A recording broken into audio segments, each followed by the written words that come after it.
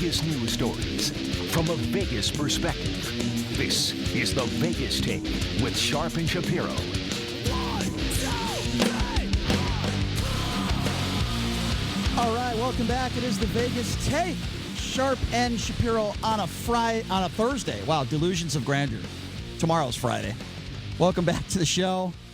Also broadcasting live on YouTube. Check us out on the Vegas Take page. A lot to get to go over later this hour. Mike Babcock from TMZ Sports. But, one of my favorite shows on television. I absolutely love it. The show is called Impractical Jokers. If you haven't caught it on True TV, you have. These guys are so funny. They're so hilarious. The stuff they set up on this show, I'm dying in laughter, especially when they humiliate some people for fun.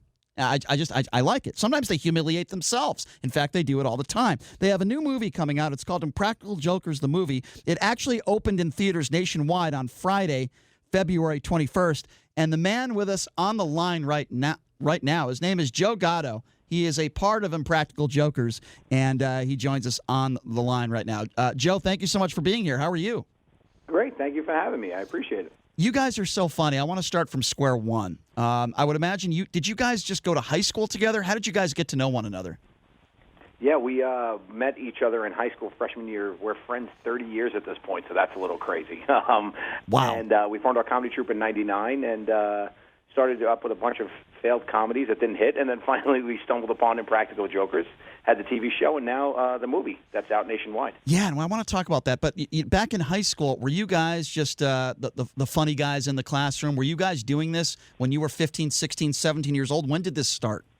No, I mean, this embarrassment comedy that we do is just basically the way we make each other laugh. Like, the show's more about friendship than anything else. It's the way that, when you mess around with your friends, that's the best way to live, right? So we decided to just put some cameras on and do it. So it started in high school for sure, of us just being, ourselves and making each other's laugh.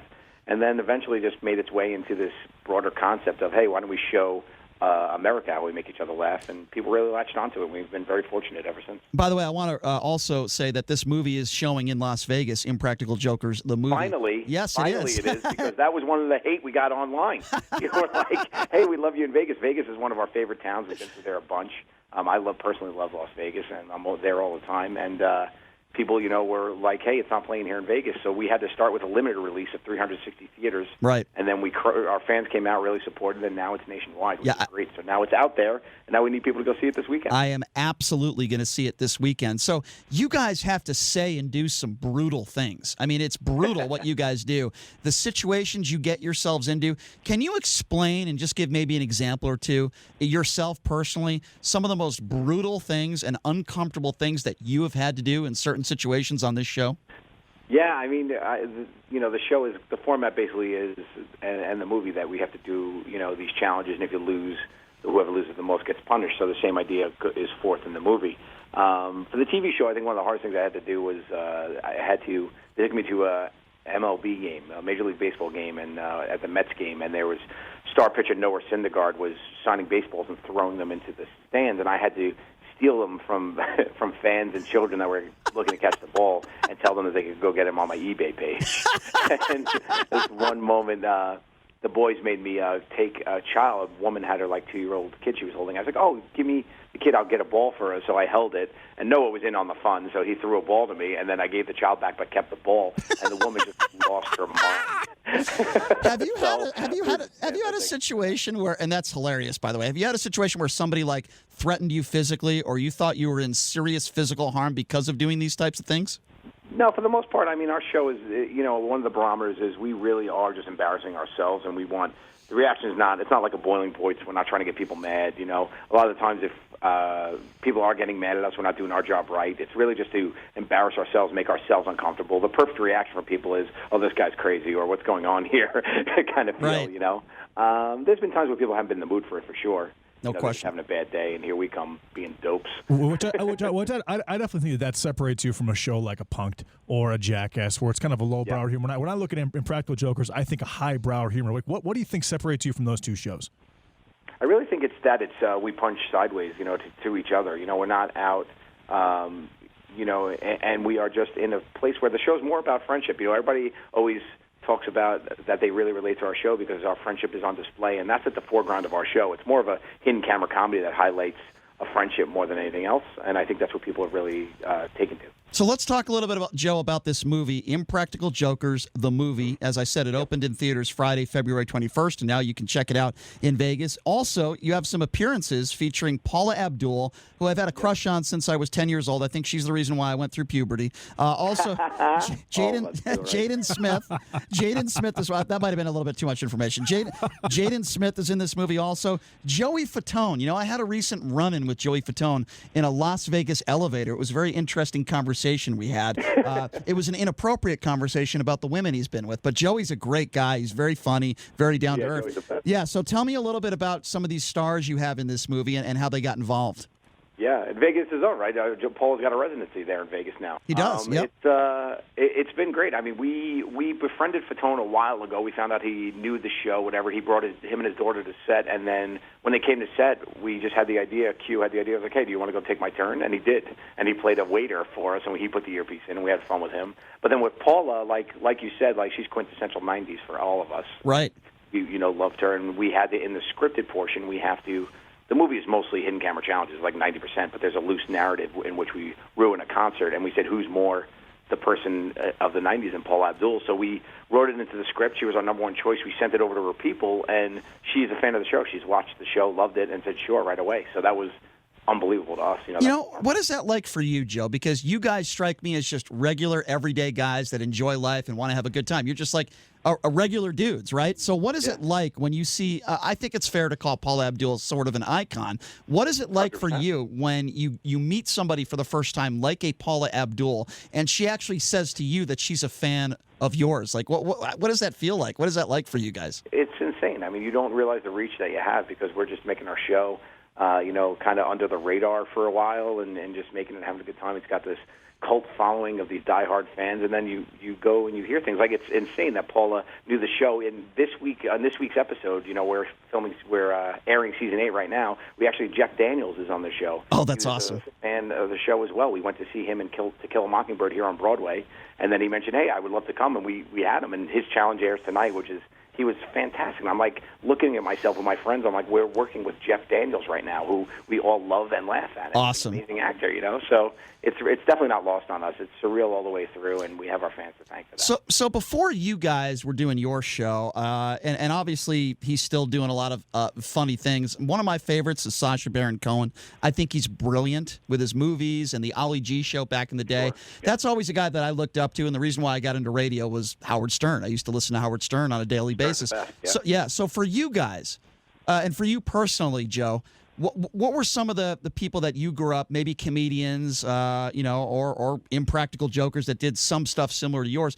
What were some of the people growing up that you guys watched that you kind of like to, I don't want to say emulate, maybe that's because you guys do your own thing, but some of the people that you looked up to growing up? Yeah, sure, like influences in comedy. Sure. Absolutely. For me, I'm a big physical comedian, so like Mel Brooks and the way Gene Wilder used everything about his face and body was unbelievable for me growing up. David Zucker, the Airplane movies, Naked Gun. Yeah, those are great. All those gimmicks and things, Yep. Was huge for me. As far as stand-ups go, I always enjoyed stand-up comedy, but I was always more of a physical comedy guy. Three Stooges. Sure. Unbelievable for me. Abbott and Costello, all those old school guys who just use their body as a comedic weapon. I definitely emulate, and I think a lot of people say that about me, that they could see a little bit of that influence for me. It's funny you bring up physical comedy. So we had Kevin Farley on a couple days ago, and we basically agreed that there hasn't really been a physical comedian like Chris Farley, since Chris Farley. Would you agree with that? 100%. I think Farley, broke the mold in a lot of ways because he was more than a fat guy that was funny. He was a guy, I really believe if he wasn't even overweight, I think he would be just as funny. Like some guys just use their fat as funny. Right. But Right. I think that he just had a way to know to use his body and a confidence about it, which is phenomenal for me. So if you're just joining us again, Joe Gatto on the line with us. New movie out called Impractical Jokers, just released Friday, February 21st. You can catch it in Las Vegas. Also, of course, True TV. You catch. They're filming season 9 right now, but season 8 is on True TV Thursday nights. Okay, Joe, this will be my last question for you. For people that are thinking of catching this movie, even if they're not familiar with your show, give me a preview that would be different than, say, just going on YouTube and watching a preview of your movie. Give me a rundown on exactly what you guys are doing in this movie and why should people check it out. Well, the thing about the movie that we really loved was there was ideas. We always generate ideas for the show, right? We do, we've done over 200 episodes at this point, and we've always had to come up with ideas, and sometimes the ideas are just way too big for TV, either by budget or just see them on a small screen. And we always just kept those ideas. And now when the movie came and people were asking about the movie, you guys should do a movie, we're like, well, we have the ideas. And then the network was like, okay, let's make one. And we basically were able to pull off all these things that we thought were huge that would be able to show the world. And it really, really did pay off in a way that, genuine surprises to each other. We had no idea what was coming. It's all big scale. It's all, but it all holds true to what people love about the show, which is really at its core, it's us having fun with each other in a really big way. Like Sal's afraid of cats. So on the but in the movie, we use a tiger. That's great. All right, Joe. So for those of you, and this is my last question, for those of our listeners who don't know what Impractical Jokers is, break down for me what makes each individual member funny and who is the funniest Impractical Joker in your opinion, respectively. I think we're all funny in our own way, but I will always say, Sal and I always said about each other that we were the funniest guys we know.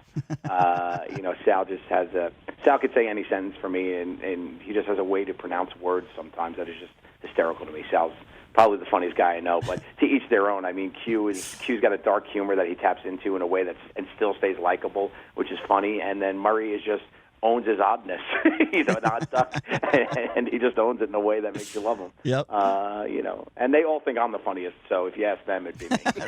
Well, that's why we had you on, Joe. That's why we picked you. No, in all seriousness. You guys picked the best. I mean, it's Vegas. What are we doing here? Of course. We had to pick the best, obviously. Well, Joe, thanks so much for taking the time to join us, my man. I love what you guys do. I'm a big fan of the show. I can't wait to check out this movie, and maybe we could get you in studio when you come back to Las Vegas. I love it. I'm through Vegas all the time, man. I would love to come in. Would love to have you in studio, man. Thanks so much for your time, Joe. Really do appreciate it. We'll keep in touch, and good luck with this movie. I know it's going to do extremely well.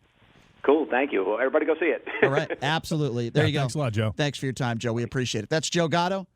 Impractical Jokers, the movie, is now out. This is not Jackass. This is very different than Jackass. They do things differently on this show.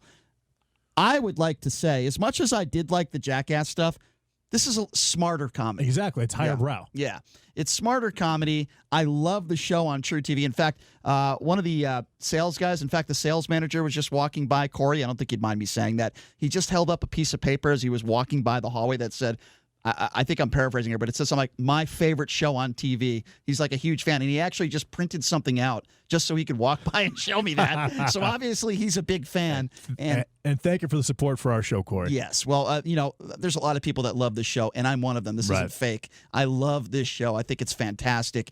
And I didn't even know that this movie was in Vegas. So coming out in Vegas. So it's out now. I'm definitely going to check it out. In fact, I might check it out this weekend. Our thanks to Joe Gatto for coming on. All right, coming up next, rumors could be true that Desiree Reed-Francois could be the next athletic director at UCLA. It could be coming faster than you think. And why is the Review Journal burying this story? I'll explain what that means coming up next. You're listening to The Vegas Take right here on the all-new 101.5 FM, 720 AM, KDOW.